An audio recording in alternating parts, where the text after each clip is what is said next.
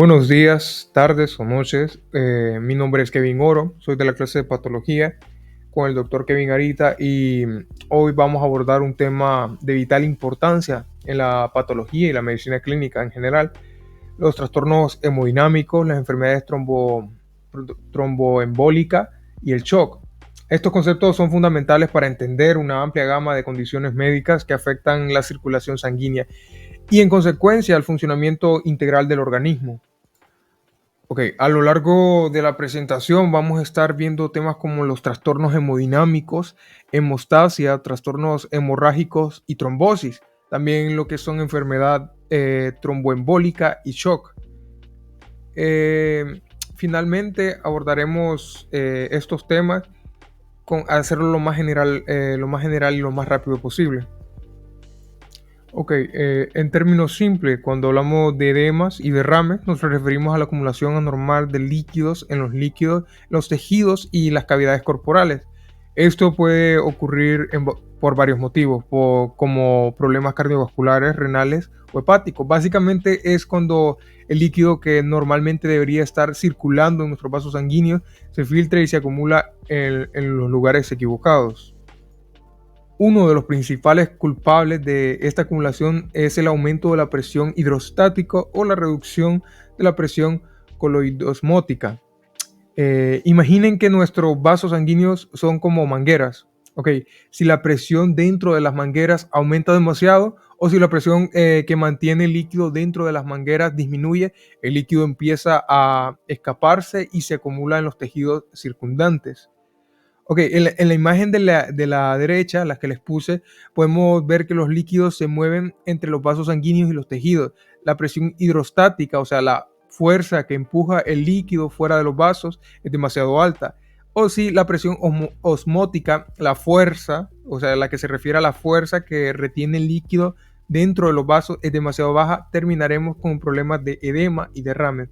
Entonces, para resumir, los edemas y derrames son simplemente el resultado de un desequilibrio en las presiones que regulan el movimiento de líquidos en nuestro cuerpo. Y es por eso que es tan importante mantener estos sistemas en equilibrio. Ok, aumento de la presión hidrostática. El aumento de la presión hidrostática ocurre principalmente debido a trastornos que afectan el retorno venoso. Imaginen que nuestras venas son como autopistas, siempre siguiendo estas analogías divertidas que llevan el tráfico de vuelta al corazón. Cuando algo se bloquea esta autopista, como en el caso de la trombosis venosa profunda, la presión en las venas aumenta y el líquido comienza a filtrarse hacia los tejidos circundantes. En la imagen de la izquierda podemos ver un ejemplo de cómo se ve en una pierna con TBP. La obstrucción en las venas hace que la sangre se acumule, aumentando la presión hidrostática en esas áreas. Y esto provoca en consecuencia hinchazón o edema. A la derecha hay una ilustración que muestra el proceso. Primero tenemos el flujo sanguíneo normal, luego algo como un coágulo de sangre que bloquea la vena, impidiendo que la sangre fluya correctamente. Esto lleva a un aumento de la presión de la vena afectada y como resultado el líquido se filtra hacia los tejidos circundantes. Cuando esta alteración es localizada, como en el caso de la trombosis venosa profunda en una pierna, el edema se limita a esa área. Sin embargo, si el problema es más generalizado, como en el caso de insuficiencia cardíaca, el edema puede ser más extenso o más amplio. Ok, ¿en qué patologías podemos ver alterado el retorno venoso? Por ejemplo, la insuficiencia cardíaca, cuando está localizada, por ejemplo, en miembros inferiores, como la imagen, el aumento del retorno venoso puede estar causado por una trombosis venosa profunda cuando es sistémica. Estamos hablando de sistemas, por ejemplo, el sistema cardiopulmonar o el cardiovascular. Cuando son sistémicas, el aumento de la presión hidrostática es más diseminado, el edema es mayor. Y esto es muy importante, el sitio anatómico más frecuente de la trombosis venosa profunda son los plexos venosos del músculo sóleo. En condiciones normales, la albúmina representa casi la mitad de todas las proteínas plasmáticas. Por tanto, aquellas situaciones que conduzcan a una síntesis inadecuada de albúmina o el aumento de la pérdida de la albúmina circulatoria son causas frecuentes de la reducción de la presión osmótica plasmática. ¿Qué es la albúmina? Es una proteína y casi la mitad de las proteínas plasmáticas corresponde a la albúmina. En las situaciones en las que se tenga una albúmina elevada o aumentada, entonces va a estar alterada la presión osmótica y por lo tanto si esta está reducida la presión osmótica del plasma va a dar origen a un edema. ¿En qué ocasiones se puede ver alterada la presión osmótica del plasma? En el síndrome nefrótico, en la malnutrición, la gastroenteropatía con pérdida de proteínas y también en la cirrosis hepática. Retención de sodio y agua. El aumento de la retención de sal con su forzosa retención de agua asociada causa un aumento de la presión hidrostática por expansión del volumen del líquido intravascular y disminución de la presión coloidosmótica vascular por dilución. Cuando el cuerpo retiene más sal, automáticamente retiene más agua. Esto provoca un aumento en la presión hidrostática debido a la presión del volumen del líquido dentro de los vasos sanguíneos. A medida que el volumen del líquido vascular se expande, se diluye la concentración de proteínas en el plasma, lo que disminuye la presión coloidosmótica vascular.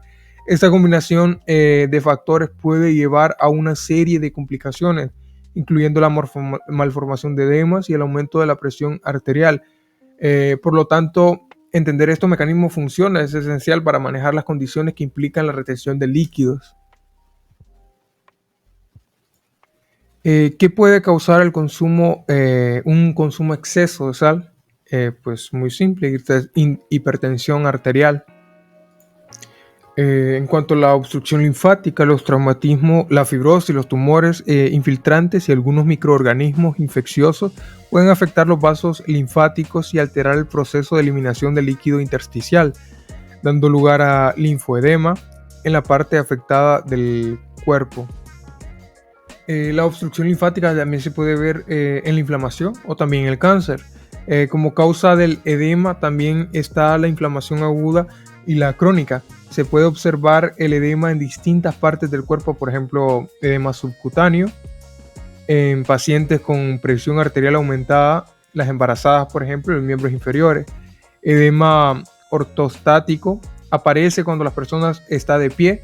Edema periorbitario, paciente que tiene una alteración renal. Edema agudo de pulmón, edema cerebral. Es bastante complicado porque puede llevar a la muerte este edema. Más adelante lo vamos a estar desenglosando uno por uno. También hay derrames, por ejemplo, el derrame en la cavidad pleural, hidrotórax, cuando está en el pericardio, hidropericardio, cuando está en el peritoneo, hidroperitoneo o ascitis. En este cuadro se muestran los diferentes grupos fisiopatológicos del edema, clasificando según sus causas y mecanismos subyacentes. Por ejemplo, el aumento de la presión hidrostática. Aquí vemos la alteración del retorno venoso, insuficiencia cardíaca congestiva. El corazón no puede bombear la sangre eficazmente, lo que provoca la acumulación de sangre en las venas.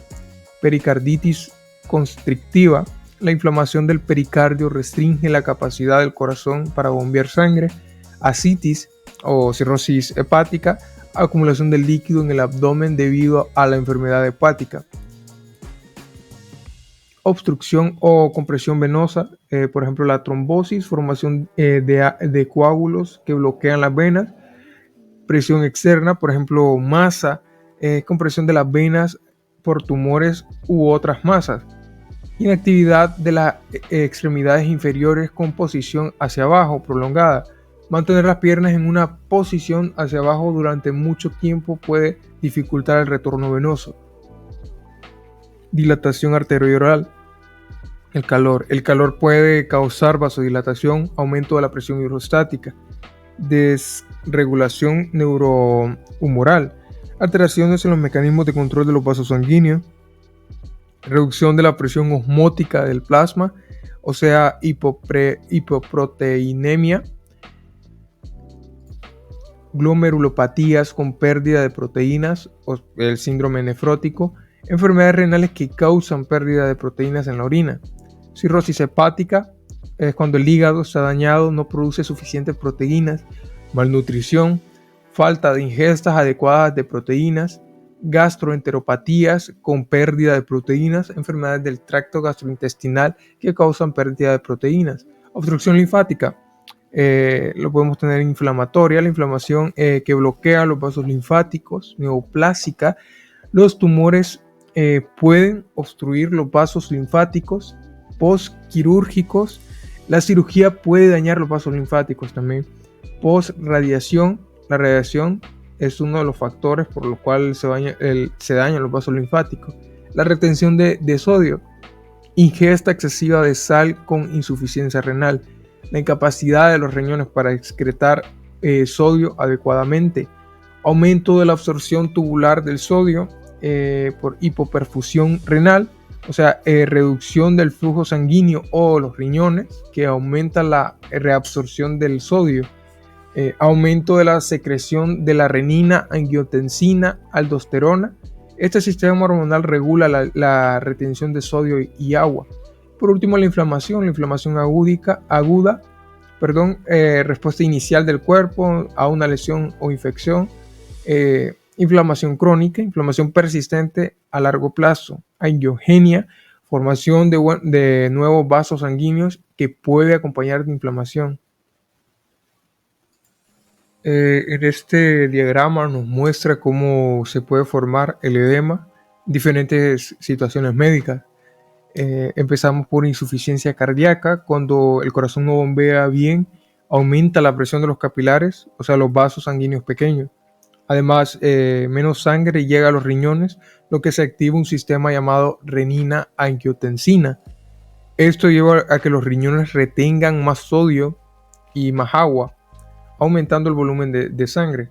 Malnutrición o problemas hepáticos y síndrome nefrótico. Esas condiciones reducen la cantidad de albúmina en la sangre, una proteína muy importante. Menos albúmina significa una menor presión osmótica en la sangre, lo que facilita que el líquido salga de los vasos sanguíneos hacia los tejidos. Insuficiencia renal. Los riñones no funcionan bien y no pueden eliminar el exceso de sodio y agua. Esto también contribuye a una mayor volumen de sangre y presión hidrostática. Todo esto lleva a una acumulación de líquido en los tejidos, que es lo que conocemos como edema. Así que básicamente si el corazón, los riñones o el hígado no están haciendo su trabajo, o si no están obteniendo suficientes proteínas, podemos terminar con hinchazón en el cuerpo debido a la acumulación de líquidos. Ok, en cuanto a la morfología, me tomé el tiempo de hacer un cuadro resumen según los tipos de edema o cómo lo podemos clasificar morfológicamente. El edema es fácil de reconocer a simple vista, microscópicamente. Se observa como una aclaración con separación de la matriz extracelular, el MEC, y una leve tumefacción celular. El edema aparece con más frecuencia en los tejidos subcutáneos, pulmones y en el encéfalo. En el edema subcutáneo, las características principales pueden ser general o localizadas en áreas con alta presión hidrostática y es afectado por la gravedad. Regiones afectadas, piernas cuando estás de pie, zonas del sacro cuando estás acostado. Observaciones adicionales: es común el edema ortostático, donde al presionar con el dedo queda una marca, edema con fobia. Edema renal. Características principales: aparece en partes con tejidos conectivos sueltos como los párpados. Regiones afectadas: los párpados. El edema alrededor de los ojos es típico en casos graves de enfermedad renal. El edema pulmonar. Las características principales pueden llegar a pesar 2 a 3 veces más de lo normal y al cortarlos se ven un líquido espumoso y sanguinolento. Regiones afectadas son los pulmones. Observaciones adicionales: la mezcla de aire, líquido y las células sanguíneas extravasadas afectan la respiración y el criterio en condiciones como insuficiencia cardíaca, edema cerebral. Las características de ese puede ser localizado o generalizado dependiendo de la extensión y la naturaleza del problema. Se afecta el cerebro, aumenta la presión dentro del cráneo, lo cual puede ser muy peligroso. Los síntomas neurológicos varían según la zona afectada. El edema o las características clínicas. El edema básicamente es cuando se acumula líquido en diferentes partes del cuerpo y pueden ser desde un inconveniente molesto hasta algo muy grave. Por ejemplo, si tienes hinchazón en los pies, puede ser una señal de problemas en el corazón o los riñones. Y si el edema es muy fuerte, no solo afecta de manera en que sana las heridas, sino también puede complicar el tratamiento de infecciones. Cuando el líquido se acumula en el abdomen, lo llamamos ascitis. Generalmente se debe a problemas de presión en el hígado y puede llevar a infecciones serias que en ocasiones pueden ser mortales. El edema cerebral es aún más peligroso. Si el cerebro se hincha demasiado, puede llevar a que partes del cerebro se salgan de su lugar, lo cual puede ser fatal. Ok, seguimos con hiperemia y congestión. El texto dice: tanto la hiperemia como la congestión se producen por el aumento del volumen sanguíneo dentro de los tejidos, pero su mecanismo subyacente es distinto, al igual que sus consecuencias. La hiperemia es un proceso activo en el cual la dilatación arterial, por ejemplo las zonas de inflamación en el músculo esquelético durante el ejercicio, provoca un aumento del flujo sanguíneo. En la congestión pasiva crónica de larga evolución, la hipoxia crónica asociada puede provocar lesión tisular isquémica y cicatrices. Ok, entonces la congestión lleva a edema. Puede ser aguda o crónica. La crónica puede causar hipoxia y esta daña los tejidos y deja cicatrices. ¿Dónde puede ocurrir una congestión? Pues en el pulmón, una congestión aguda y crónica. En el pulmón hay capilares alveolares dilatados. En la congestión aguda hay edemas alveolar y también hemorragia. ¿Dónde ocurre el intercambio gaseoso? En los alveolos. En una congestión pulmonar crónica, por lo que podemos ver, es causada por una insuficiencia cardíaca congestiva y las paredes están engrosadas y los alveolos pueden contener macrófagos con hemosiderina. Estos son macrófagos encargados de la insuficiencia cardíaca. Otro lugar donde pueden obtener insuficiencia cardíaca congestiva y crónica, en el hígado. Las congestiones hepáticas agudas se caracterizan porque la vena central y la sinusoide están distendidos. Y en la crónica hay una característica que es el hígado enmoscada y esta afecta las regiones centrolobulares. En cuanto a la morfología, los tejidos congestionados adoptan un color azul rojizo oscuro, cianosis, debido a que la éstasis de eritrocitos y presencia de hemoglobinas desoxigenadas. Microscópicamente, la congestión pulmonar aguda se caracteriza por capilares alveolares dilatados, edema septal alveolar y hemorragias intraalveolares focales. En la congestión pulmonar crónica, causada a menudo por insuficiencia cardíaca congestiva, las paredes están engrosadas y fibróticas y los alveolos suelen contener numerosos macrófagos cargados de hemosiderina, células de la insuficiencia cardíaca. Derivados de eritrocitos fagocitos. En la congestión hepática aguda, la vena central y la sinusoide están distendidos, como en el área del centro lobular, como les decía antes, se encuentra en el extremo distal de la irrigación sanguínea hepática. Los hepatocitos centrolobulares pueden sufrir necrosis isquémica, mientras que las periportales, mejor oxigenados gracias a su próxima a proximidad de las arteriolas hepáticas solo desarrollan degradación de grasa. En la congestión hepática pasiva crónica, las regiones centrolobulares tienen un color marrón rojizo y están ligeramente hundidas por muerte celular y destacan relaciones con las circundantes del hígado marrón congestionado, hígado en nuez moscada. Microscópicamente hay hemorragia centrolobular, macrófagos cargados de hemosiderina y pérdida y necrosis de hepatocitos en grado variable. A continuación vamos a ver cada una de estas. Hemostasia, trastornos hemorrágicos y trombosis. La hemostasia se define simplemente como el proceso por el cual se forman coágulos sanguíneos en las zonas de lesión vascular. Resulta esencial para la vida y se altera de grado variable en un conjunto amplio de trastornos que pueden dividirse en dos grupos. Ok, antes de decirle los dos grupos, vamos a hablar a grosso modo lo que es la hemostasia. Es como, poniendo un ejemplo, como un sistema de mangueras que tiene nuestro cuerpo para formar coágulos sanguíneos cuando hay una lesión en un vaso sanguíneo. Estos procesos es vital para nuestra supervivencia porque sin él cualquier pequeño corte podría resultar en una pérdida de sangre peligrosa. Ahora, este sistema puede fallar de dos maneras principales. Trastornos hemorrágicos. Aquí el problema es que el cuerpo no puede formar coágulos de manera eficiente. Esto puede deberse a los mecanismos homeostáticos, están débiles o no funcionan bien. Como resultado, las personas afectadas pueden experimentar sangrados excesivos, incluso con lesiones menores. El trastorno trombótico, que es el segundo, en este caso el cuerpo se pasa de la raya y forma coágulos también llamados trombos, donde no debería, como en vasos sanguíneos sanos o dentro del corazón.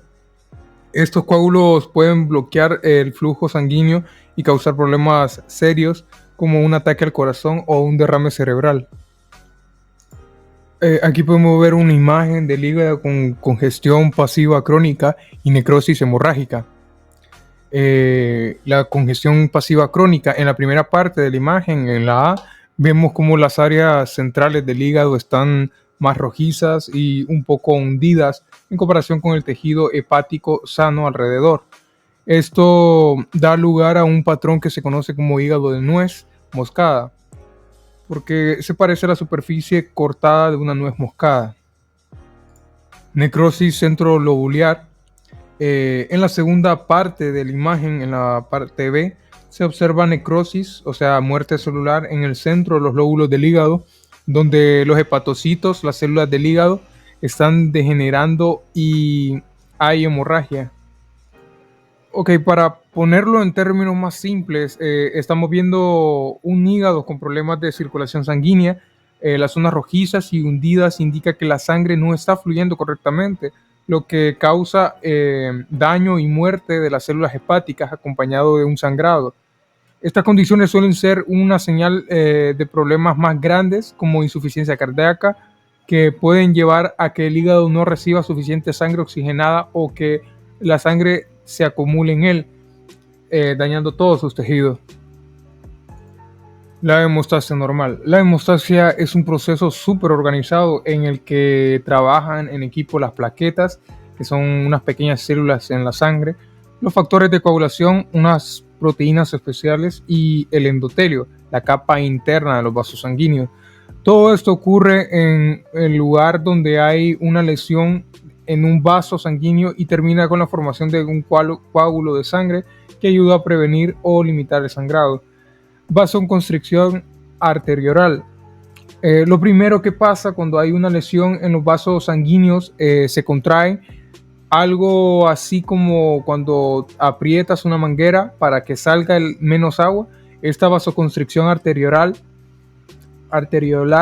se produce casi inmediatamente gracias a reflejos nerviosos y a la liberación de sustancias como la endotelina, que es un potente vasoconstrictor. Este proceso produce mucho flujo de sangre en el área dañada, ayudando a controlar el sangrado inicial. Hemostasia primaria.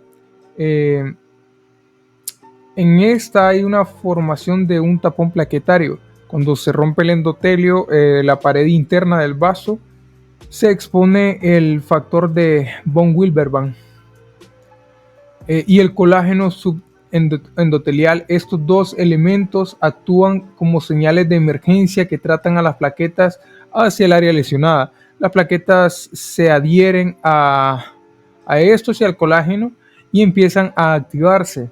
Durante su activación, las plaquetas liberan el contenido de su gránulo, que incluyen ADP y tromboxano A2, lo cual atrae y activa más plaquetas a la zona, formateando la agregación plaquetaria. Las plaquetas cambian de forma y se vuelven pegajosas, uniéndose entre ellas para formar un tapón que cubre la lesión y ayuda a detener el sangrado. Hemostasia secundaria. La lesión vascular expone el factor tisular en la zona de lesión. Después de que se forma el tapón plaquetario inicial, se activa la hemostasia secundaria, que implica la coagulación sanguínea prominente o propiamente dicha. Aquí los factores de coagulación forman una red de fibrina, una proteína fuerte y fibrosa que estabiliza el tapón plaquetario. Estos procesos están regulados en una cascada de reacciones enzimáticas que culminan en la conversión de fibrógeno y fibrina por la acción de la trombina. Y estabilización y reabsorción del coágulo. La fibrina polimeriza y los agregados plaquetarios se contraen para formar un tapón permanente sólido que impide la hemorragia. En resumen, cuando te cortas, tu cuerpo tiene un plan bien organizado para controlar el sangrado. Primero estrecha los vasos sanguíneos para reducir el flujo de sangre. Luego llama a las plaquetas que formen un tapón y tapen la herida. Y finalmente refuerzan un tapón, el mismo tapón, con una red de fibrina para asegurarse de que el coágulo se mantenga firme hasta que la herida haya sanado. Es como si tu cuerpo tuviera su propio equipo de emergencias listos para actuar. Aquí tenemos ilustrado lo que les acabo de explicar. Al principio, en la primera imagen, tenemos la vasoconstricción arterial. Lo primero que pasa cuando hay una lesión es que los vasos sanguíneos se contraen, ¿verdad? Algo así como cuando aprietas una manguera, como lo había dicho antes, para que salga menos agua. Esta vasoconstricción arterial se produce casi inmediatamente gracias a los reflejos nerviosos y a la liberación de sustancias como la endotelina, que es un potente vasoconstrictor. Este paso reduce mucho el flujo de sangre en el área dañada, ayudando a controlar el sangrado inicial. Seguidamente tenemos la hemostasia primaria, se forma con el tapón plaquetario. Durante su activación, las plaquetas liberan el contenido de sus gránulos que incluyen el ADP y tromboxano A2, lo cual atrae y activa más plaquetas a la zona, formateando la agregación plaquetaria. Seguidamente, hemostasia secundaria. Se forma el tapón inicial, se activa la hemostasia secundaria, que implica la coagulación sanguínea propiamente dicha. Aquí los factores de coagulación forman una red de fibrina, una proteína fuerte y fibrosa, la fibrina. Y por último, trombosis y proceso antitrombótico. Finalmente, el cuerpo también tiene mecanismos para regular y limitar la formación de coágulos. Se liberan sustancias como la trombomodulina, se bloquea la cascada de coagulación y el activador tisular del plasminómeno, que ayuda a disolver los coágulos innecesarios a través de la fibrinólisis.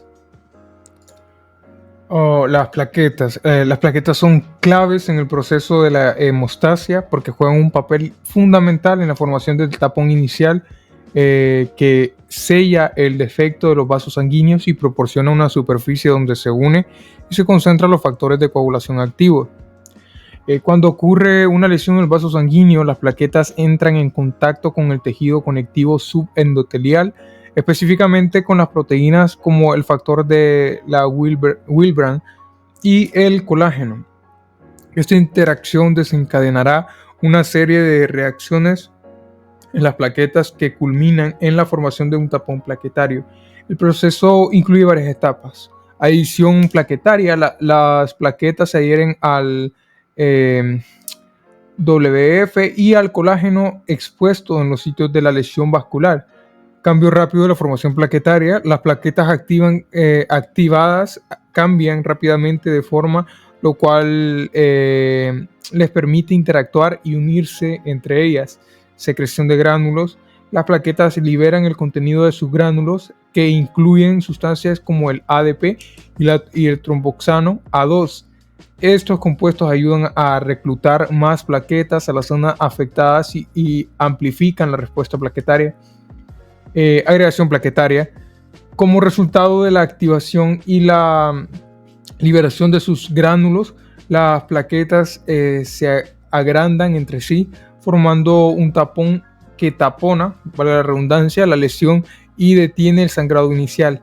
Este proceso es esencial para la hemorragia para parar o detener la hemorragia de manera rápida y efectiva en caso de lesión vascular. Las plaquetas no solo forman la parte del tapón inicial, sino que también proporcionan una plataforma para activar y concentrar los factores de coagulación necesarios para la formación de un coágulo estable que permita la reparación del vaso sanguíneo afectado. Ok, en esta imagen se muestra el proceso de adhesión y agregación plaquetaria en el contexto de la hemostasia, así como los déficits que pueden ocurrir en este proceso. Aquí hay endotelio y subendotelio. El endotelio, para empezar, es la capa interna de los vasos sanguíneos. Cuando hay una lesión en el vaso, el subendotelio queda expuesto y desencadena la activación plaquetaria. El factor de von Willebrand. Este factor es crucial para la adhesión de las plaquetas al sitio de la lesión. Se une al colágeno en el subendotelio y a la glicoproteína IB. En las plaquetas y glicoproteínas, estas se adhieren, al menos las plaquetas, al sitio de la lesión a través de la interacción entre el factor de von Willebrand y el GPIB en la superficie de las plaquetas. El GPIB es una glicoproteína que se encuentra en la membrana de las plaquetas y es esencial para la adhesión inicial de las plaquetas al sitio de la lesión. ADP y el cambio de conformación. El ADP, adenosina difosfato, es liberado por las plaquetas activadas y provoca un cambio de conformación en el complejo, que es otro receptor en la superficie de las plaquetas. Seguimos con el fibrinógeno y agregación plaquetaria. El fibrinógeno se une al complejo en las plaquetas activadas, lo que permite que las plaquetas se agreguen unas con otras, formando un tapón plaquetario. Déficit y síndromes asociados. El déficit, como la tromboastina de Glanzmann, se debe a la ausencia o la difusión de complejos, lo que impide la agregación plaquetaria. El déficit, síndrome de Bernard-Soulier, se debe a la deficiencia de complejos, lo que afecta la adhesión inicial de las plaquetas al sitio de lesión. El déficit, la enfermedad de von Willebrand, es causada por una deficiencia o difusión del factor de von Willebrand, lo que afecta tanto la adhesión de las plaquetas como la estabilización del factor 8 de la coagulación. En resumen, la imagen describe cómo las plaquetas se adhieren y se agregan en respuestas a una lesión vascular, y diferentes déficits en las proteínas involucradas pueden causar trastornos hemorrágicos. La cascada de coagulación. La cascada de coagulación consiste en una serie de reacciones enzimáticas amplificadoras que conducen a la formación de un coágulo de fibrina insoluble. En esta imagen apreciamos cómo se muestran las dos vías de coagulación, la vía intrínseca y la vía extrínseca, y cómo éstas se integran a la coagulación in vivo. coagulación de laboratorio, o sea, la vía intrínseca, el factor 7, el factor 12, perdón, se activa en una superficie con gran carga negativa como cuentas de vidrio. El factor 12A activa al factor 11, el factor 11A activa el factor 9, el factor 9A en presencia del factor 8A activa al factor 10. El factor 10A junto con el factor 5A convierte el protrombina en trombina. La trombina se convierte en el fibrinógeno en un coágulo de fibrina. En cambio, la vía extrínseca, la lesión vascular, expone al factor tisular. El factor tisular se une y activa al factor 7. El complejo factor tisular, factor 7, activa el factor 10. Similar a la vía intrínseca, el factor 10A junto con el factor 5A convierte la protrombina en trombina, que luego convierte el fibrinógeno en un coágulo de fibrina. Ahora, la coagulación in vivo. En la lesión vascular expone el factor tisular que activa el factor 7 para formar el factor 7A. El factor 7A activa directamente al factor 9 y al factor 10. El factor 9A con el factor 8A contribuyen a la activación del factor 10. El factor 10A, el factor 5A convierte la protrombina en trombina, la trombina convierte el fibrinógeno en fibrina, formando el coágulo de fibrina. Además, la trombina puede retroalimentar para activar más factor 11, amplificando la cascada de coagulación. La vía intrínseca es activada por superficies cargadas negativamente y la vía extrínseca es activada por el factor tisular expuesto en la lesión vascular. Ambas vías convergen en la activación del factor X que lleva la formación de trombina y finalmente al coágulo de fibrina.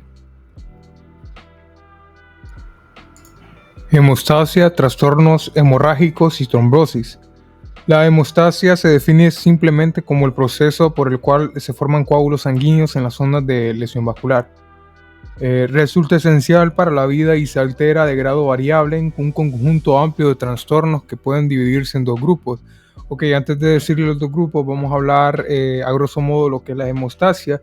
Es como, poniendo un ejemplo, como un sistema de mangueras que tiene nuestro cuerpo para formar coágulos sanguíneos cuando hay una lesión en un vaso sanguíneo. Estos procesos es vital para nuestra supervivencia porque sin él cualquier pequeño corte podría resultar en una pérdida de sangre peligrosa. Ahora, este sistema puede fallar de dos maneras principales. Trastornos hemorrágicos. Aquí el problema es que el cuerpo no puede formar coágulos de manera eficiente. Esto puede deberse a los mecanismos homeostáticos. Están débiles o no funcionan bien. Como resultado, las personas afectadas pueden experimentar sangrados excesivos, incluso con lesiones menores. El trastorno trombótico, que es el segundo, en este caso el cuerpo se pasa de la raya y forma coágulos también llamados trombos, donde no debería. Como en vasos sanguíneos sanos o dentro del corazón. Estos coágulos pueden bloquear el flujo sanguíneo y causar problemas serios como un ataque al corazón o un derrame cerebral. Aquí podemos ver una imagen del hígado con congestión pasiva crónica y necrosis hemorrágica. La congestión pasiva crónica, en la primera parte de la imagen, en la A, vemos como las áreas centrales del hígado están más rojizas y un poco hundidas en comparación con el tejido hepático sano alrededor. Esto da lugar a un patrón que se conoce como hígado de nuez moscada, porque se parece a la superficie cortada de una nuez moscada. Necrosis centrolobular. En la segunda parte de la imagen, en la parte B, se observa necrosis, o sea, muerte celular en el centro de los lóbulos del hígado, donde los hepatocitos, las células del hígado, están degenerando y hay hemorragia. Ok, para ponerlo en términos más simples, estamos viendo un hígado con problemas de circulación sanguínea, Las zonas rojizas y hundidas indica que la sangre no está fluyendo correctamente, lo que causa daño y muerte de las células hepáticas acompañado de un sangrado. Estas condiciones suelen ser una señal de problemas más grandes como insuficiencia cardíaca, que pueden llevar a que el hígado no reciba suficiente sangre oxigenada o que la sangre se acumule en él, dañando todos sus tejidos.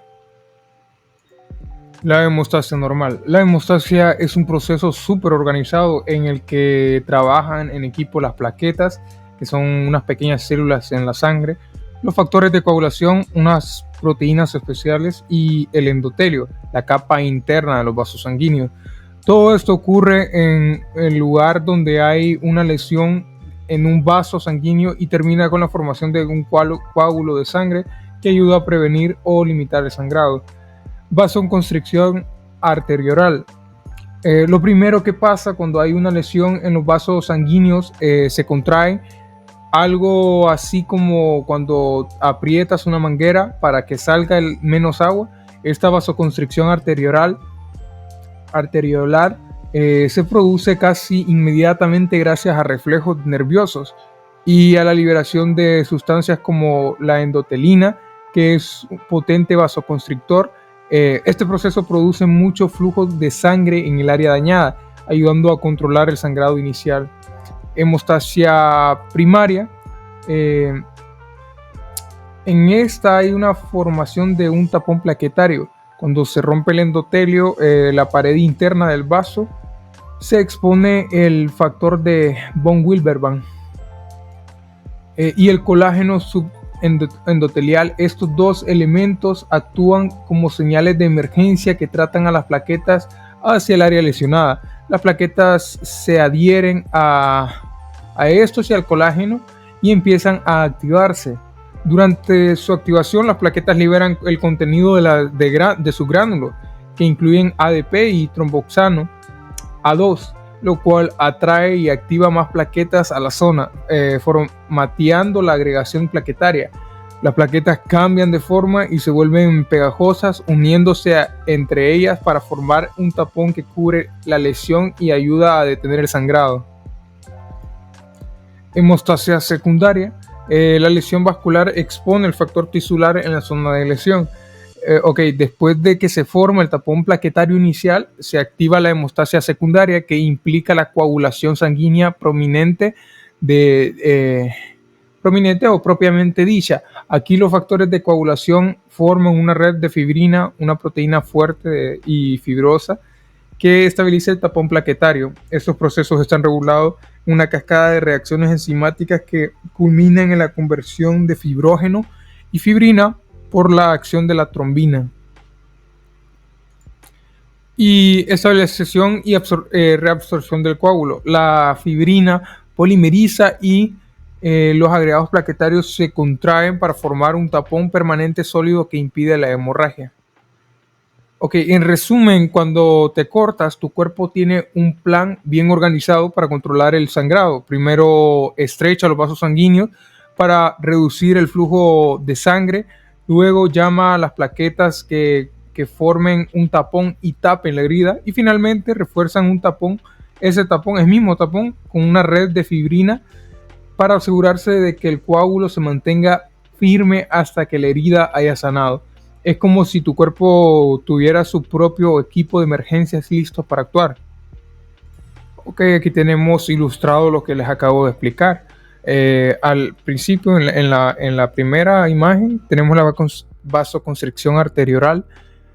Lo primero que pasa cuando hay una lesión es que los vasos sanguíneos se contraen, ¿verdad? Algo así como cuando aprietas una manguera, como lo había dicho antes, para que salga menos agua. Esta vasoconstricción arterial se produce casi inmediatamente gracias a los reflejos nerviosos y a la liberación de sustancias como la endotelina, que es un potente vasoconstrictor. Este paso reduce mucho el flujo de sangre en el área dañada, ayudando a controlar el sangrado inicial. Seguidamente tenemos la hemostasia primaria, se forma con el tapón plaquetario. Durante su activación, las plaquetas liberan el contenido de sus gránulos que incluyen el ADP y tromboxano A2, lo cual atrae y activa más plaquetas a la zona, formateando la agregación plaquetaria. Seguidamente, hemostasia secundaria. Se forma, ya que se forma el tapón inicial, se activa la hemostasia secundaria, que implica la coagulación sanguínea propiamente dicha. Aquí los factores de coagulación forman una red de fibrina, una proteína fuerte y fibrosa, la fibrina. Y por último, trombosis y proceso antitrombótico. Finalmente, el cuerpo también tiene mecanismos para regular y limitar la formación de coágulos. Se liberan sustancias como la trombomodulina, se bloquea la cascada de coagulación, y el activador tisular del plasminómeno, que ayuda a disolver los coágulos innecesarios a través de la fibrinólisis. Las plaquetas. Las plaquetas son claves en el proceso de la hemostasia porque juegan un papel fundamental en la formación del tapón inicial, que sella el defecto de los vasos sanguíneos y proporciona una superficie donde se une y se concentran los factores de coagulación activos.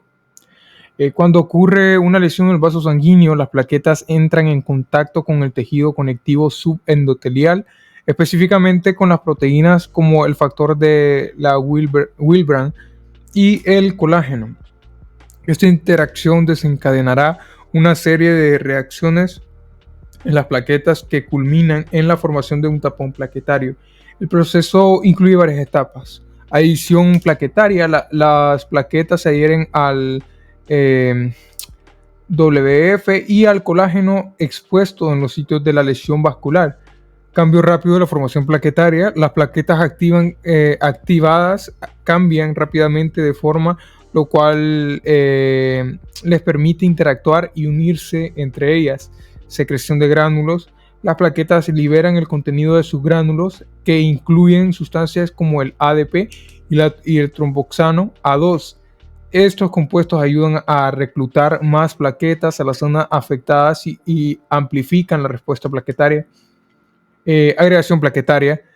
Como resultado de la activación y la liberación de sus gránulos, las plaquetas se agrandan entre sí, formando un tapón que tapona, vale la redundancia, la lesión y detiene el sangrado inicial. Este proceso es esencial para la hemorragia para parar o detener la hemorragia de manera rápida y efectiva en caso de lesión vascular. Las plaquetas no solo forman la parte del tapón inicial, sino que también proporcionan una plataforma para activar y concentrar los factores de coagulación necesarios para la formación de un coágulo estable que permita la reparación del vaso sanguíneo afectado. Ok, en esta imagen se muestra el proceso de adhesión y agregación plaquetaria en el contexto de la hemostasia, así como los déficits que pueden ocurrir en este proceso. Aquí hay endotelio y subendotelio. El endotelio, para empezar, es la capa interna de los vasos sanguíneos. Cuando hay una lesión en el vaso, el subendotelio queda expuesto y desencadena la activación plaquetaria. El factor de von Willebrand.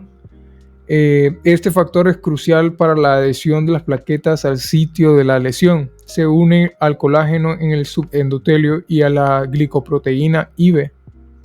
En las plaquetas y glicoproteínas, estas se adhieren, al menos las plaquetas, al sitio de la lesión a través de la interacción entre el factor de von Willebrand y el GPIB en la superficie de las plaquetas. El GPIB es una glicoproteína que se encuentra en la membrana de las plaquetas y es esencial para la adhesión inicial de las plaquetas al sitio de la lesión. ADP y el cambio de conformación. El ADP, adenosina difosfato, es liberado por las plaquetas activadas y provoca un cambio de conformación en el complejo, que es otro receptor en la superficie de las plaquetas. Seguimos con el fibrinógeno y agregación plaquetaria. El fibrinógeno se une al complejo en las plaquetas activadas, lo que permite que las plaquetas se agreguen unas con otras, formando un tapón plaquetario. Déficit y síndromes asociados. El déficit, como la tromboastina de Glanzmann, se debe a la ausencia o la difusión de complejos, lo que impide la agregación plaquetaria. El déficit, síndrome de Bernard-Soulier, se debe a la deficiencia de complejos, lo que afecta la adhesión inicial de las plaquetas al sitio de lesión. El déficit, la enfermedad de von Willebrand, es causada por una deficiencia o difusión del factor de von Willebrand, lo que afecta tanto la adhesión de las plaquetas como la estabilización del factor 8 de la coagulación. En resumen, la imagen describe cómo las plaquetas se adhieren y se agregan en respuestas a una lesión vascular, y diferentes déficits en las proteínas involucradas pueden causar trastornos hemorrágicos. La cascada de coagulación. La cascada de coagulación consiste en una serie de reacciones enzimáticas amplificadoras que conducen a la formación de un coágulo de fibrina insoluble. En esta imagen apreciamos cómo se muestran las dos vías de coagulación, la vía intrínseca y la vía extrínseca, y cómo éstas se integran a la coagulación in vivo. Coagulación de laboratorio, o sea, la vía intrínseca, el factor 12, se activa en una superficie con gran carga negativa, como cuentas de vidrio. El factor 12A activa al factor 11, el factor 11A activa el factor 9, el factor 9A en presencia del factor 8A activa al factor 10. El factor 10A junto con el factor 5A convierte el protrombina en trombina. La trombina se convierte en el fibrinógeno en un coágulo de fibrina. En cambio, la vía extrínseca, la lesión vascular expone al factor tisular. El factor tisular se une y activa al factor 7. El complejo factor tisular, factor 7, activa el factor 10. Similar a la vía intrínseca, el factor 10A junto con el factor 5A convierte la protrombina en trombina, que luego convierte el fibrinógeno en un coágulo de fibrina. Ahora, la coagulación in vivo. En la lesión vascular expone el factor tisular, que activa el factor 7 para formar el factor 7A.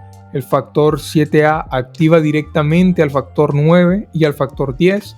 El factor 9A con el factor 8A contribuyen a la activación del factor 10. El factor 10A, el factor 5A convierte la protrombina en trombina. La trombina convierte el fibrinógeno en fibrina, formando el coágulo de fibrina. Además, la trombina puede retroalimentar para activar más factor 11, amplificando la cascada de coagulación. La vía intrínseca es activada por superficies cargadas negativamente y la vía extrínseca es activada por el factor tisular expuesto en la lesión vascular. Ambas vías convergen en la activación del factor X, que lleva la formación de trombina y finalmente al coágulo de fibrina.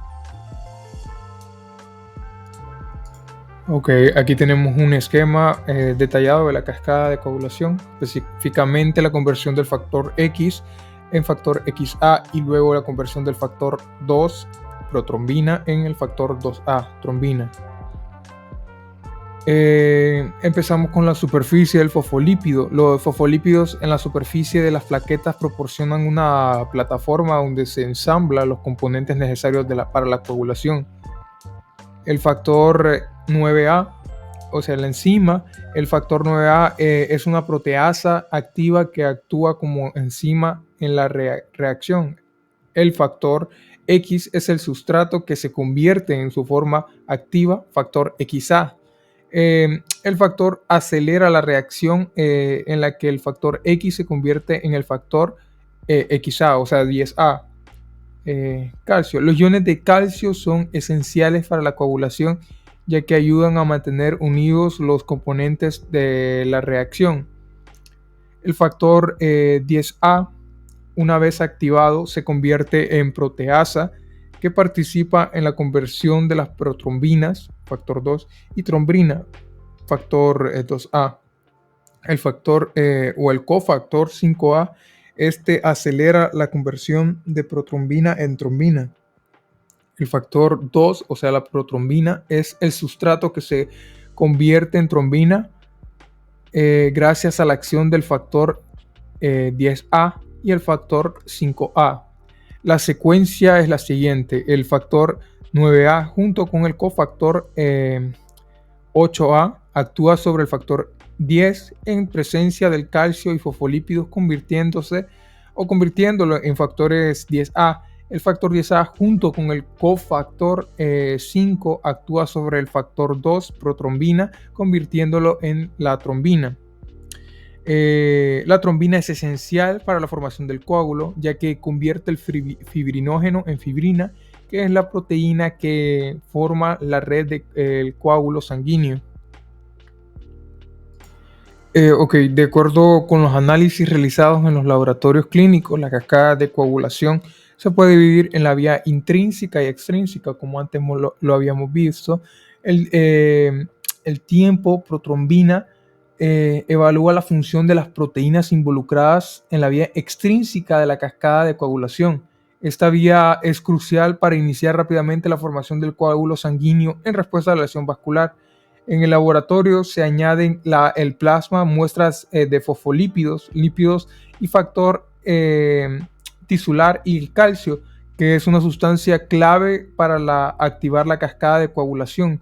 Luego se registra el tiempo que tarda en formarse un coágulo de fibrina.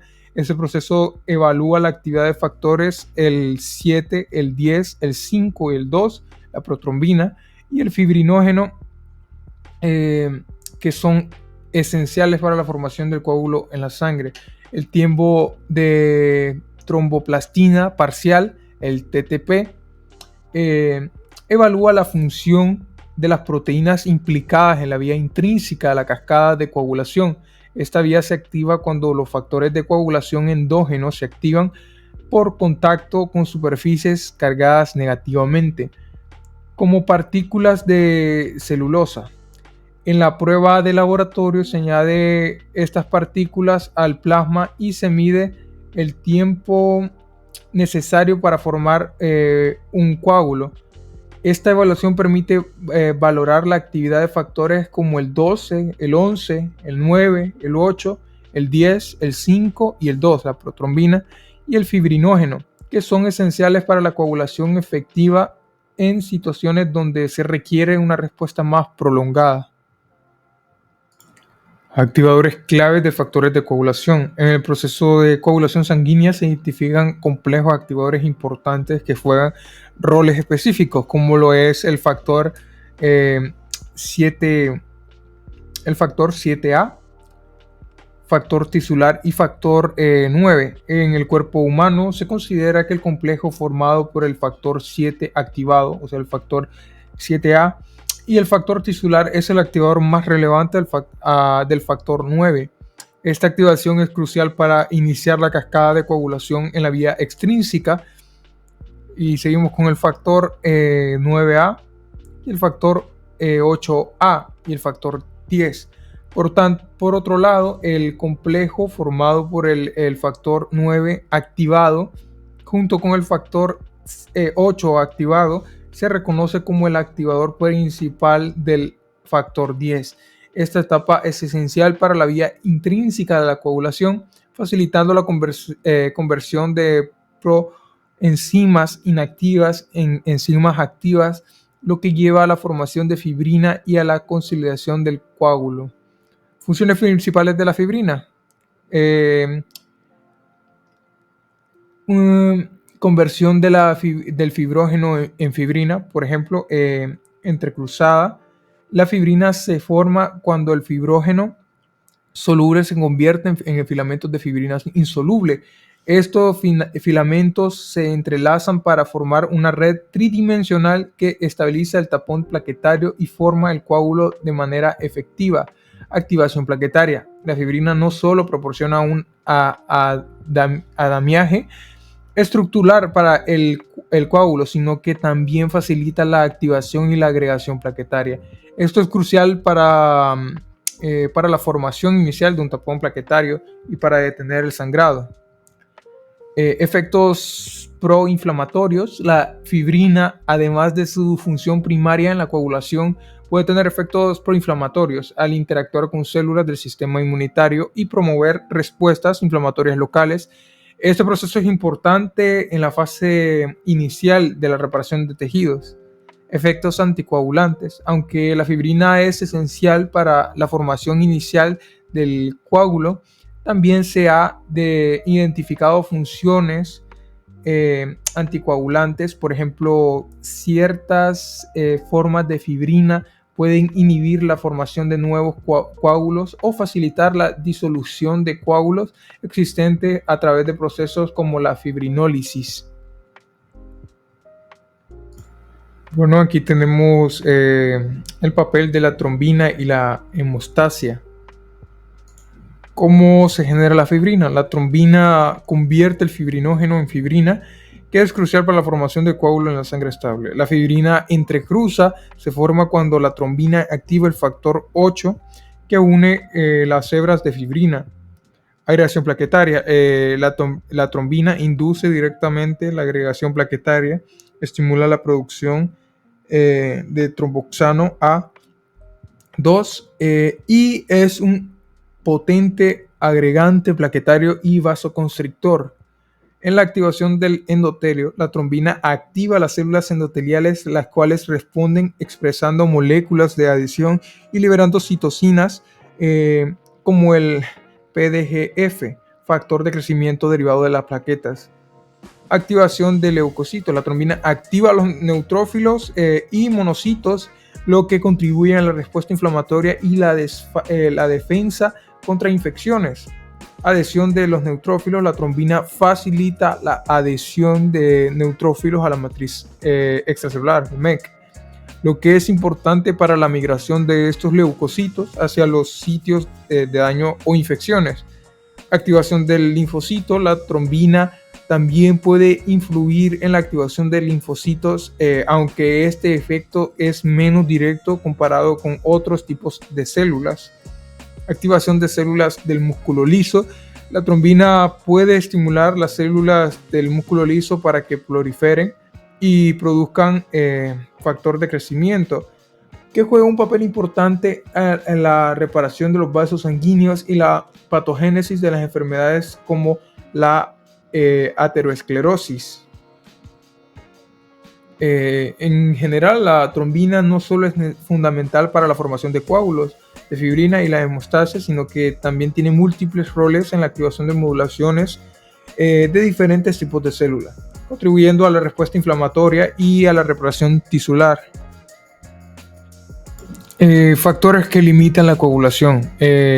Por ejemplo, la dilución. Una vez que se activa la coagulación en respuesta a la lesión vascular, la sangre que fluye por las zonas lesionadas pueden diluir los factores de coagulación activos. Esto significa que a medida que la sangre circula, los factores de coagulación se dispersan y se diluyen, lo que limita la formación excesiva de coágulos más allá de la zona necesaria para detener el sangrado. Además, los factores de coagulación activados que se dispersan en la circulación sanguínea son rápidamente eliminados por el hígado para mantener el equilibrio hemostático en el cuerpo. También tenemos lo que son los fosfolípidos con carga negativa. Estos fosfolípidos son esenciales para la activación adecuada de los factores de coagulación. Estos son principalmente proporcionados por las plaquetas activadas que entran en contacto con la matriz subendotelial expuesta en las zonas de lesión vascular. Estos componentes son cruciales porque facilitan la adhesión y activación de los factores de coagulación, el sitio exacto donde se necesita la formación de coágulo. La ausencia de estos fosfolípidos con carga negativa pueden comprometer la efectividad de la coagulación localizada y limitada, lo que potencialmente puede llevar a una respuesta inapropiada del sistema de coagulación. Ok, aquí tenemos el sistema fibrinolítico, que es responsable de la degradación de los coágulos de fibrina. Un coágulo de fibrina se forma en respuesta a una lesión vascular para detener sangrado. El coágulo está compuesto de fibrina y plaquetas. El plasminógeno. El plasminógeno es una proteína inactiva que se encuentra en el coágulo de fibrina. Para convertirse en activa, el plasminógeno necesita ser convertido en plasmina. La plasmina es una enzima que degrada la fibrina en productos de degradación de fibrina, lo que ayuda a disolver el coágulo. La plasmina puede estar libre en la circulación o formar complejos con alfa-2 antiplasmina para ser inactiva. Activadores de plasminógeno, activador de plasminógeno tisular, el TPA, y uroquinasas son enzimas que convierten el plasminógeno en plasmina. La trombina también puede jugar un papel en la activación de estos activadores. Inhibidores del activador de plasminógenos, el PAI. Los inhibidores, el PAI, regulan la activación de la plasmina al inhibir el TPA y la uroquinasa. Esto evita la degradación excesiva de fibrina y mantiene el equilibrio del sistema fibrinolítico. La alfa-2 antiplasmina es un inhibidor de la plasmina libre. Forma complejos como la plasmina libre, pero neutraliza y evita una degradación excesiva de fibrina fuera del sitio de coagulación. Productos de degradación de la fibrina. La acción de la plasmina sobre la fibrina genera productos de degradación que son eliminados del cuerpo. Las células endoteliales que recubren los vasos sanguíneos juegan un papel importante en la regulación del sistema fibrinolítico al liberar TPA y PAI según sea necesario. El endotelio vascular desempeña un papel crucial en la regulación del equilibrio entre la coagulación y la anticoagulación en el sistema circulatorio. Sus funciones antitrombóticas se dividen en varias actividades dirigidas a diferentes componentes del proceso de coagulación y hemostasia.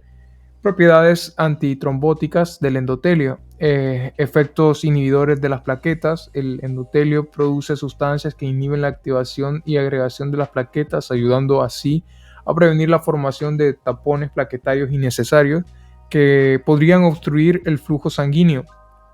Entre estas sustancias se encuentran el óxido nítrico y el factor tisular inhibidor del factor plaquetario.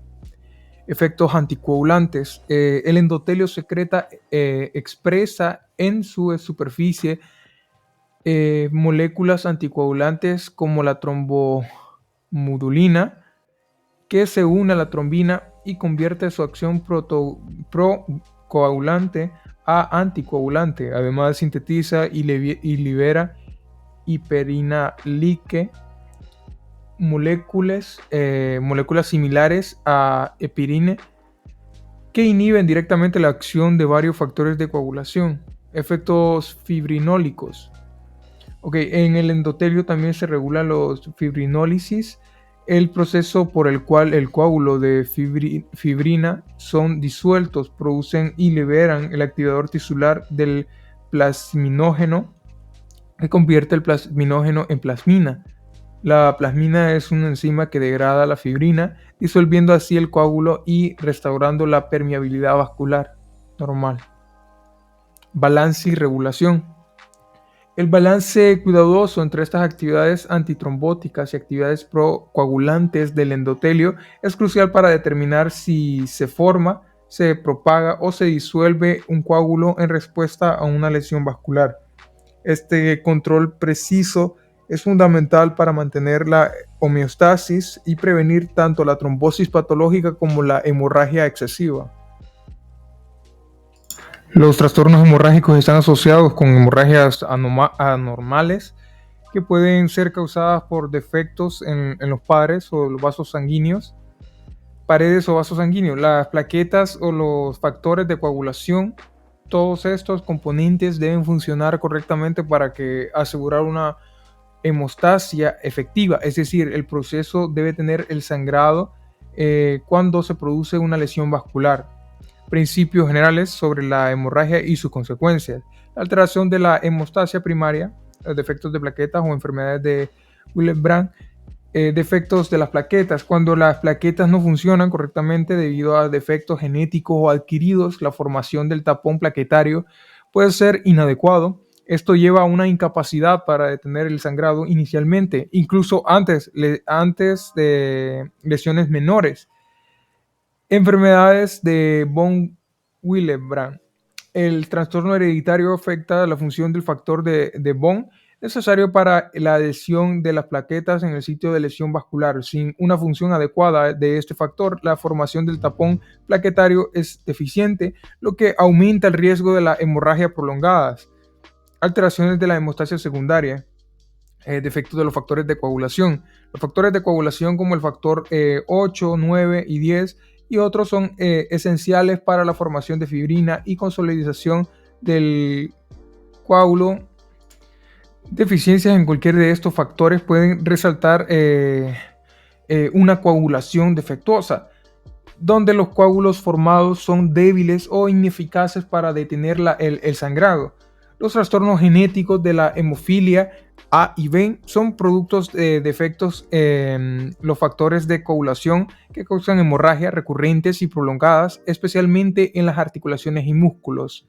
Alteraciones generalizadas con afecciones de los vasos pequeños. Algunas condiciones como la púrpura trombocitopénica y idiopática pueden afectar la producción o la función de las plaquetas, llevando a una trombocitopenia, el recuento bajo de plaquetas.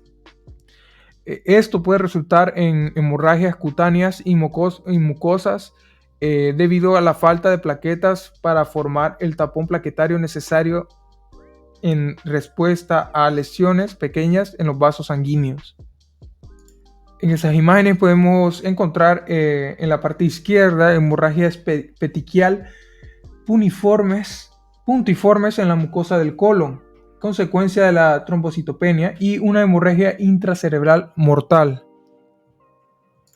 Las anomalías principales que provocan trombosis son la lesión endotelial, éstasis o flujo sanguíneo turbulento y hipercoagulabilidad de la sangre, la denominada triada de Virchow.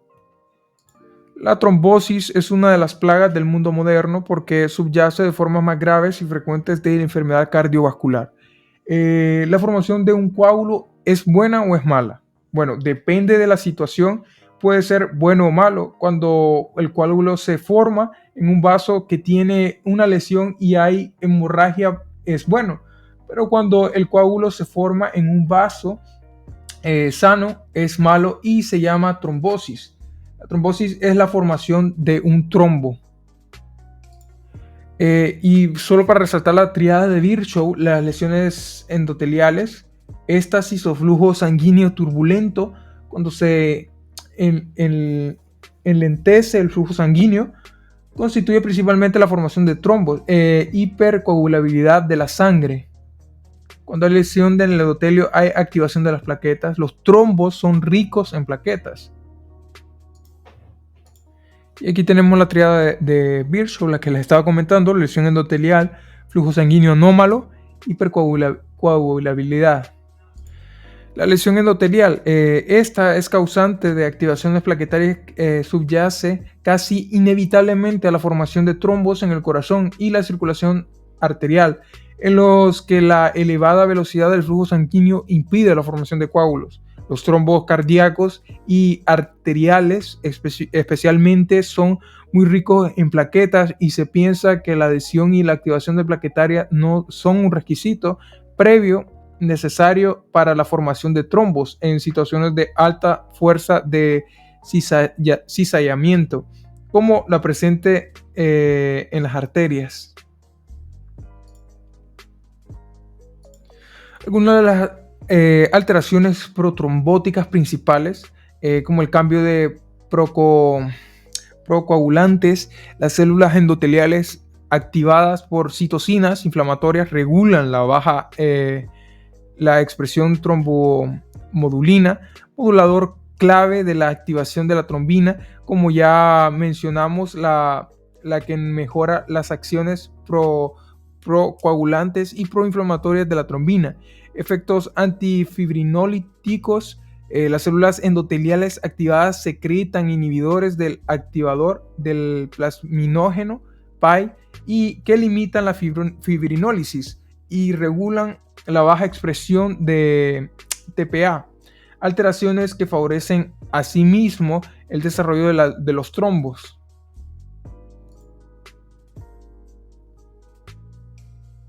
Alteraciones del flujo sanguíneo normal. Las turbulencias contribuyen a la trombosis arteriales y cardíacas, causando disfunciones o lesiones endoteliales, así como formando contracorrientes que contribuyen a zonas de éstasis local, mientras que la éstasis es un contribuyente principal en el desarrollo de los trombos venosos. Por tanto, la trombolencia y la éstasis promueven la activación endotelial, favoreciendo la actividad procoagulante y la adhesión a leucocitos en la parte a través de los cambios inducidos por un flujo en la expresión de las moléculas de adhesión y factores proinflamatorios. Alteran el flujo laminar y ponen las plaquetas en contacto con el endotelio, impiden la retirada y la dilución de los factores coagulantes activados por parte del nuevo flujo de sangre y la llegada de inhibidores de los factores de la coagulación. Ok, ¿por qué la trombosis impide la formación de los coágulos? Entonces, por el hecho de que el flujo sanguíneo va a ir demasiado rápido a lo que es el tejido dañado. Pero cuando no se va a los tejidos dañados por el aumento del flujo sanguíneo, se va a los tejidos sanos. Y por eso se va a impedir la formación de coágulos en los tejidos dañados, porque se va a los tejidos sanos. Y de ahí se forma el trombo.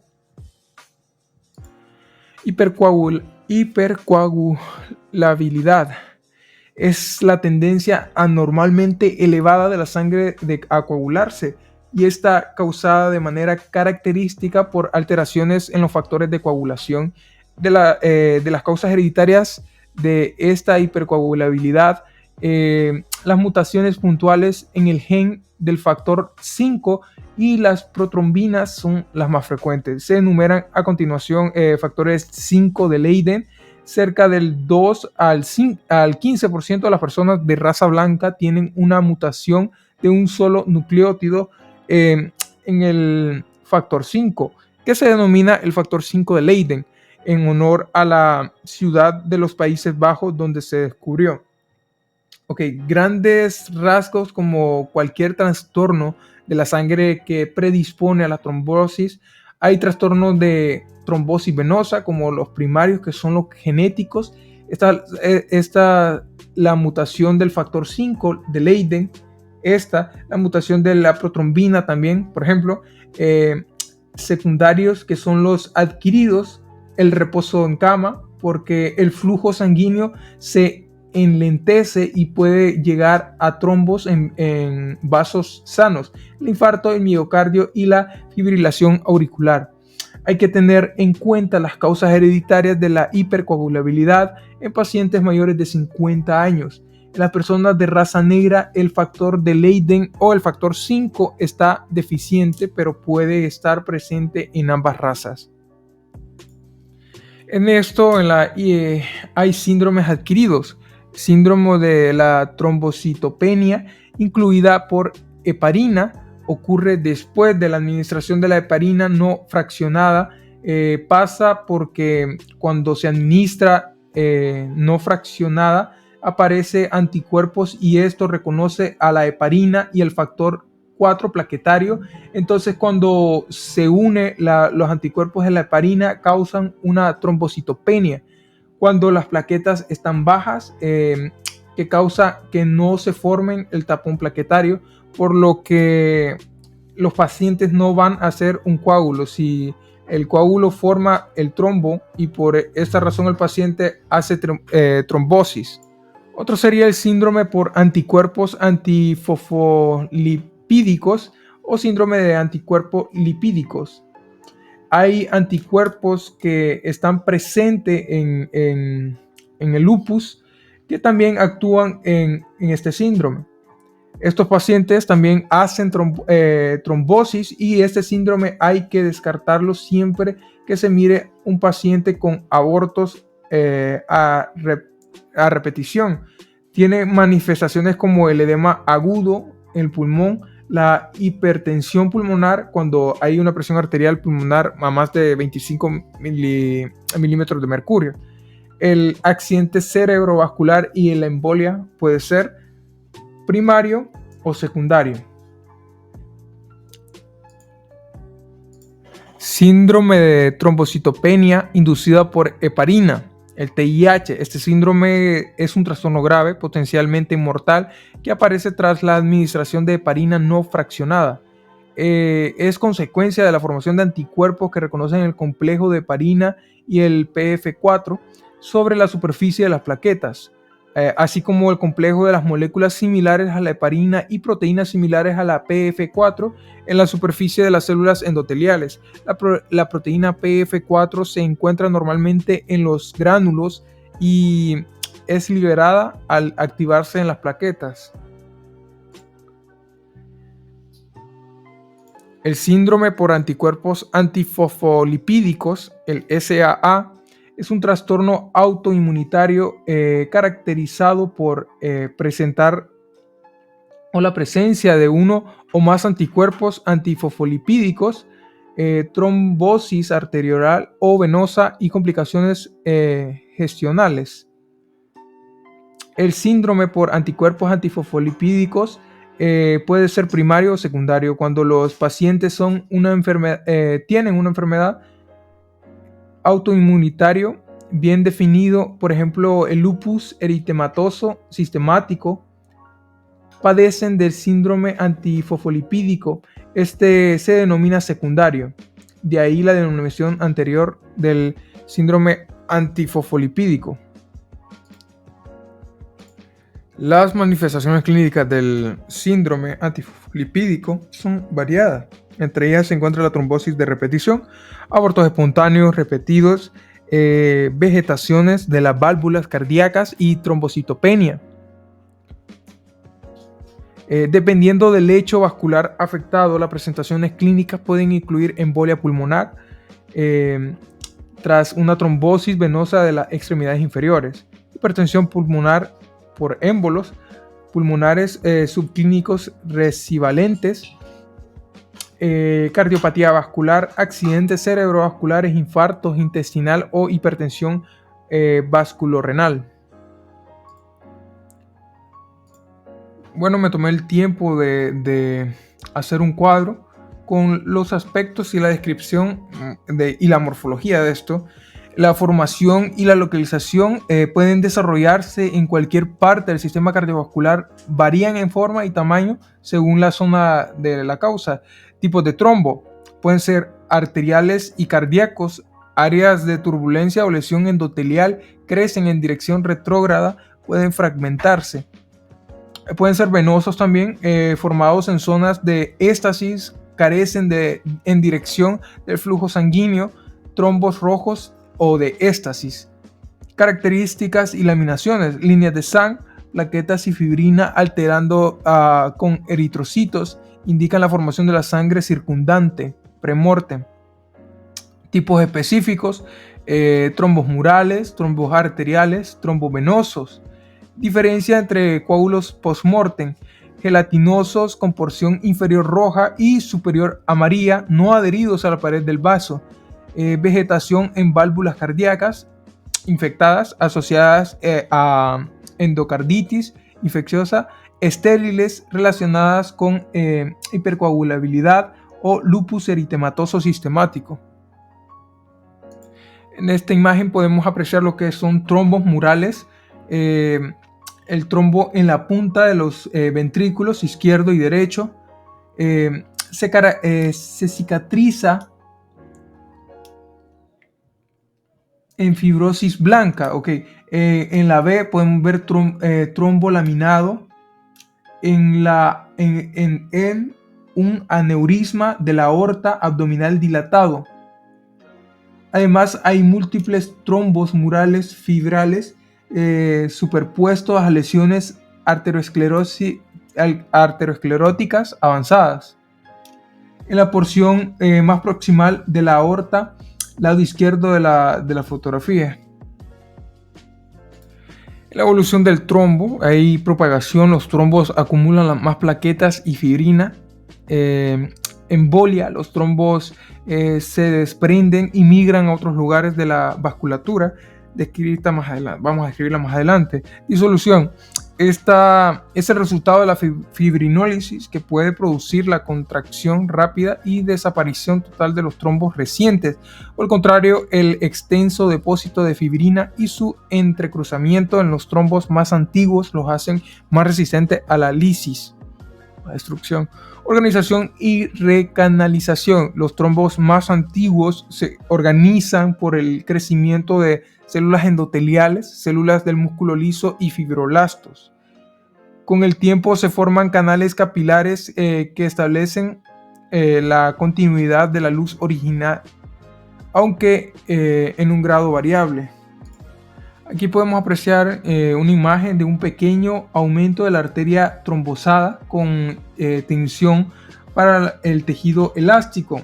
La luz original está delineada por la línea elástica interna, donde se ven las flechas, y ocupa totalmente por un trombo organizado, que en este momento tiene imágenes puntiformes correspondientes a varias zonas de recanalización revestidas en el endotelio, espacios blancos. Las características clínicas. Los trombos son un motivo de atención clínica cuando obstruyen arterias o venas o generan émbolos. La presentación clínica depende de la zona afectada. Los trombos venosos pueden causar congestión dolorosas y edemas distales a la obstrucción, pero resultan preocupantes fundamentalmente por la tendencia a provocar embolia de pulmón. Por el contrario, aunque los trombos arteriales también son capaces de embolizar y causar infartos en el territorio antegrorado, el problema clínico principal está relacionado con más frecuencia con la oclusión de un vaso importante, por ejemplo, arteria coronaria o cerebral, que puede tener consecuencias graves o mortales.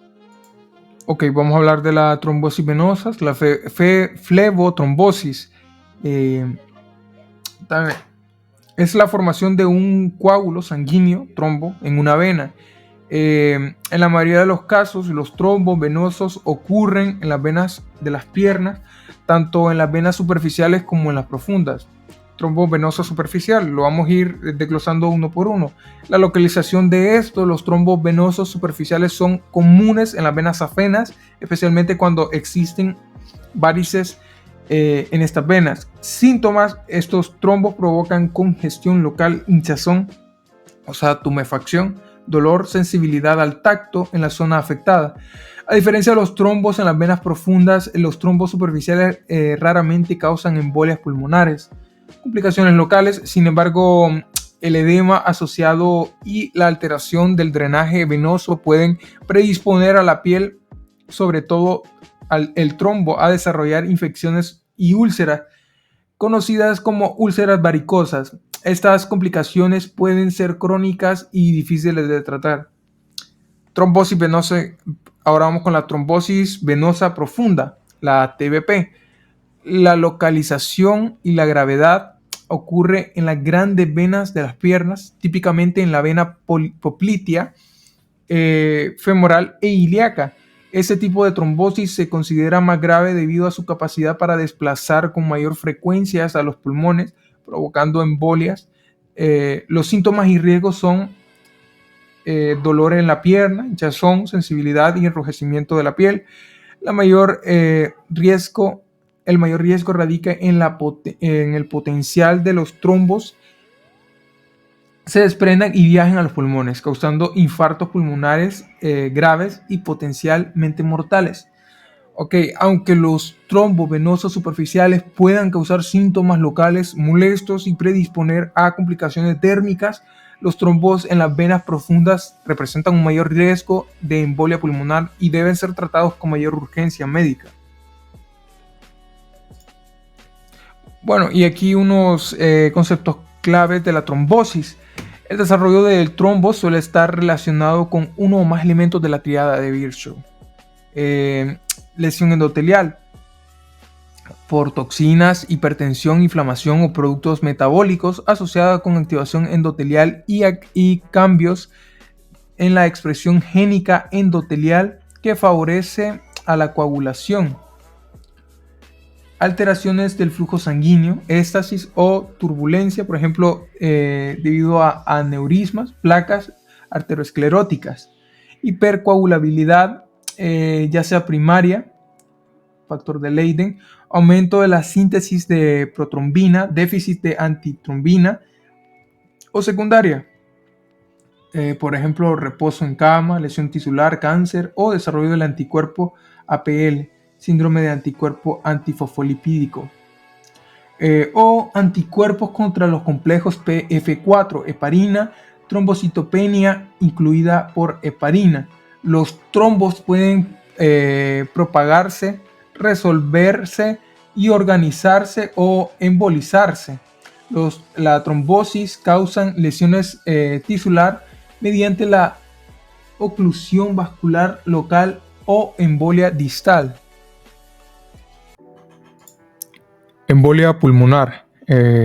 Cuando un trombo de las venas profundas se despega y viaja hacia los pulmones, se llama embolia pulmonar.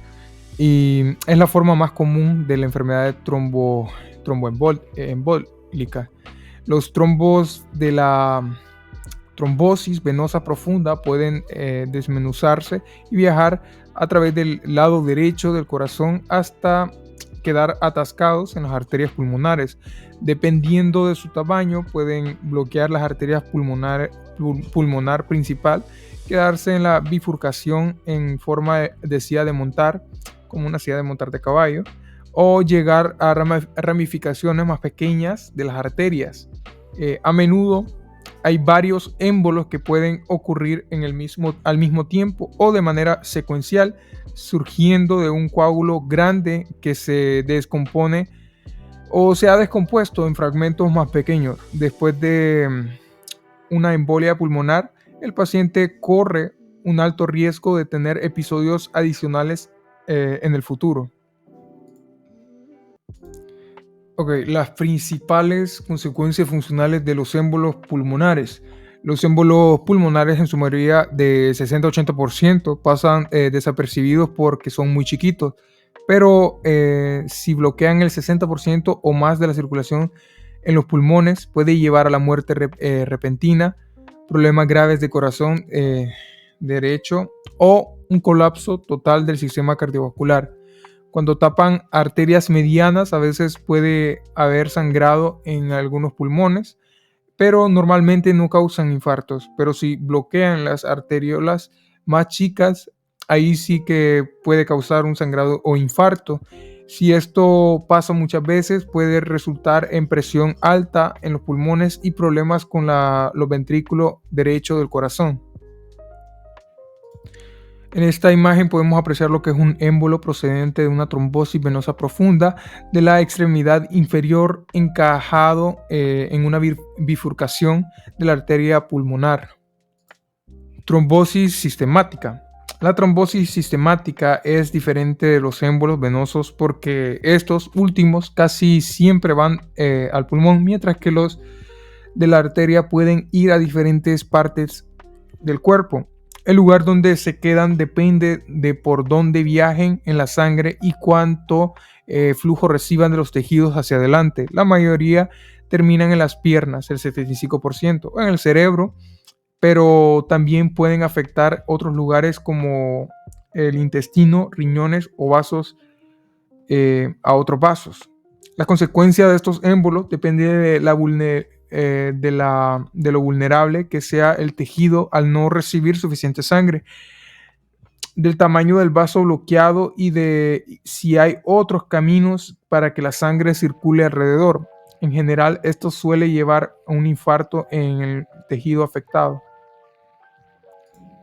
Embolia grasa. La embolia grasa se manifiesta con problemas pulmonares, síntomas neurológicos, anemias y trombocitopenia, y puede ser mortal en el 5 al 15% de los casos. Normalmente entre 1 y 3 días después de la lesión, de repente aparecen taquipnea, respiración rápida, disnea, dificultad para respirar y taquicardia, latidos rápidos del corazón. La irritabilidad y la inquietud pueden empeorar hasta llegar a un estado confusional o coma. La trombocitopenia se debe a que las plaquetas se pegan a los glóbulos de grasas y se agrupan o se quedan atrapadas en los vasos. La anemia podría ser por una agrupación similar a los eritrocitos, glóbulos rojos, o por su desnutrición, hemólisis. El exantema petequial difuso, manchas rojas en la piel, ocurre en el 20 al 50% de los casos y está relacionado con la trombocitopenia de aparición rápida, lo cual puede ayudar en el diagnóstico. Ok, en la figura 4.17 podemos apreciar la embolia de la médula ósea en la circulación pulmonar. Los elementos celulares de la parte izquierda del émbolo son células hematopoyéticas y las vacuolas transparentes representan grasa medular. El área roja relativamente uniforme situada a la derecha del émbolo en un trombo en reorganización inicial. Émbolo del líquido amniótico. La embolia del líquido amniótico, es la quinta causa principal de muerte materna en el mundo, representando alrededor del 10% de las muertes maternas en Estados Unidos y causando problemas neurológicos permanentes en el 85% de las mujeres que sobreviven. Los síntomas comienzan con una falta de aire y repentina cianosis, o sea, piel azulada y shock, seguido de problemas neurológicos como el dolor de cabeza, convulsiones, coma y coagulación intravascular diseminada, o sea, CID. Esto sucede cuando el líquido amniótico o el tejido fetal entra en circulación de la madre a través de un desgarro en las membranas placentarias o una rotura en las venas uterinas. Ok, ahora iríamos con lo que es el infarto. ¿Qué es un infarto? Es una zona de necrosis o tejido muerto debido a la falta de riego sanguíneo causada por la obstrucción de una arteria o la falta de drenaje venoso. En la mayoría de infartos hay trombosis o embolias arteriales. Menos comúnmente, un infarto puede ser causado por un vasoespasmo local, contracción de los vasos, una hemorragia en una placa ateromastosa o la compresión de vasos por algo externo, como un tumor. Aquí hice un cuadro clasificando los tipos de infartos.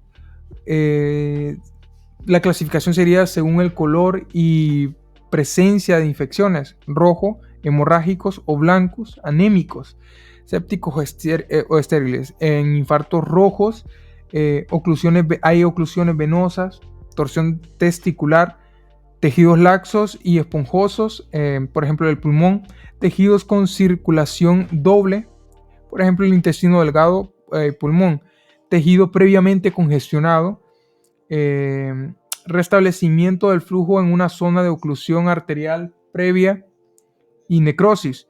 En infartos blancos, oclusiones arteriales en órganos sólidos con circulación arterial terminal, por ejemplo el corazón, vasos, riñones, tienden a adoptar formas de cuña. 3 infartos recientes son ligeramente hemorrágicos, se definen mejor con un 0 de congestión por inflamación. También están lo que es la histología y la evolución. Hay infartos sépticos también que son causados por embolias de vegetaciones infectadas de válvulas cardíacas o colonizadas microbiana del tejido necrótico. Resultan absceso con mayor reacción inflamatoria. Las consecuencias de los infartos hemorrágicos son eritrocitos extravasados, fagocitosis por macrófagos, hierro del hemo convertido en hemosiderina, hemorragia extensa, deja residuo firme y marrón rico en hemosiderina. Infartos rojos y blanco. En la imagen A podemos apreciar lo que son los infartos rojos pulmonares hemorrágicos en forma de cuña. En el B, infartos blancos muy bien delimitados en el vaso. Hay un infarto en el riñón antiguo reemplazando por una cicatriz fibrosa. Los factores que influyen en el desarrollo del infarto. Una oclusión vascular puede causar efectos que oscilan entre prácticamente ninguno hasta disfunción tisular y necrosis de la entidad suficiente para causar una muerte. La anatomía de la vascularización. La existencia de una irrigación sanguínea alternativa es el determinante más importante de la aparición o no de lesiones tisulares en caso de oclusión en vaso. A diferencia de estos, la circulación renal y esplénica son arteriales terminales y la obstrucción vascular suele causar muerte en el tejido. También hay otras características como la velocidad de la oclusión, la vulnerabilidad del tejido en la hipoxia y la hipoxemia. Vamos a avanzar con lo que es el shock. El shock es un estado en el que el cuerpo no puede proporcionar suficiente oxígeno a los tejidos, lo que provoca hipoxia celular. Al principio el daño celular es reversible, pero si el shock se prolonga puede causar daños irreversibles en tejidos y ser mortal. El shock puede ocurrir debido a hemorragias graves, quemaduras o traumatismos extensos, infartos de miocardio, embolia pulmonar y sepsis. Hay tres tipos principales de shock. El shock cardiógeno resulta de un bajo gasto cardíaco debido a la insuficiencia de la bomba cardíaca. El shock hipovolémico ocurre por un bajo gasto cardíaco debido a la reducción del volumen sanguíneo, como la hemorragia masiva o pérdida de líquidos por quemaduras graves. Bueno, tenemos lo que es la patogenia del shock séptico. El shock séptico generalmente es causado por infecciones bacterianas, ¿verdad? Con las bacterias gram positivas siendo las más frecuentes o las más comunes, seguidas por las gram negativas y los hongos. La capacidad de varios microorganismos para causar shock séptico se debe a que diferentes componentes microbianos pueden desencadenar el proceso. El mecanismo subyacente incluye la activación del sistema inmunológico en respuesta a los patógenos invasores.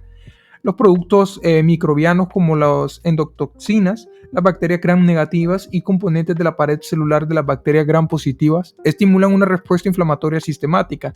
Esta respuesta libera una gran cantidad de mediadores inflamadores como las citocinas, por ejemplo el factor necrótico de tumoración, la alfa-E, interleucina 1, que activan y atraen más células inmunitarias. Estos mediadores inflamatorios causan daño en el endotelio y aumenta la permeabilidad vascular, lo que lleva a la extravasación de líquidos y proteínas en los tejidos resultante de edema y disminución del volumen intravascular. Además, la disfunción endotelial promueve la formación de microtrombos y altera la microcirculación, contribuyendo a la hipoperfusión tisular. La combinación de los vasodilatación sistemática aumenta la permeabilidad vascular y la formación de microtrombos lleva a una caída en la presión arterial y al flujo sanguíneo inadecuado a los órganos vitales, causando hipoxia, daño celular. Si no se trata a tiempo, ese proceso puede progresar a una falla multiorgánica y finalmente la muerte. Continuamos con lo que son las fases del shock. En la fase inicial no progresiva del shock, el cuerpo de varios mecanismos neurohumorales para mantener el gasto cardíaco y la presión arterial. Estos mecanismos incluyen reflejos vasoreceptores que detectan cambios en la presión arterial y activan respuestas compensatorias, liberación de catecolaminas, liberación de hormonas antidiuréticas, activación del eje de renina, angiotensina, aldosterona, estimulación simpática generalizada, aumenta el tono vascular y la frecuencia cardíaca.